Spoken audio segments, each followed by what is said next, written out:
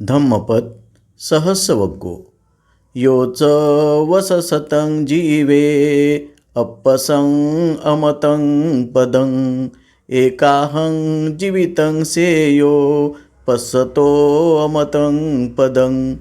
जो अमृतपदाची दखल न घेता 100 वर्षे जरी जगला तरी त्यापेक्षा अमृतपदाची दखल घेणाऱ्याचे 1 दिवस जगणे श्रेयस्कर होय। अर्थकथा। किसा गौतमी नावाच्या एका मातेचं एकमेव मूल मेले।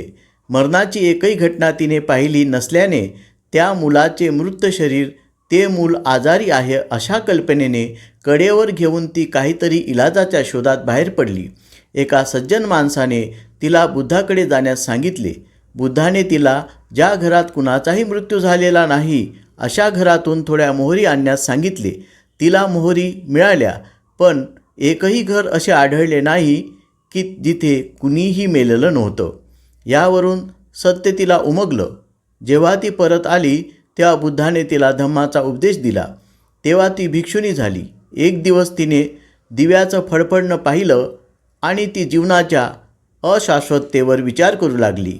बुद्धांनी आपली प्रतिमा तिच्यापुढे प्रक्षेपित केली आणि जीवनाची फडफडणाऱ्या दिव्याबरोबर तुलना करणारी ही गाथा उच्चारली।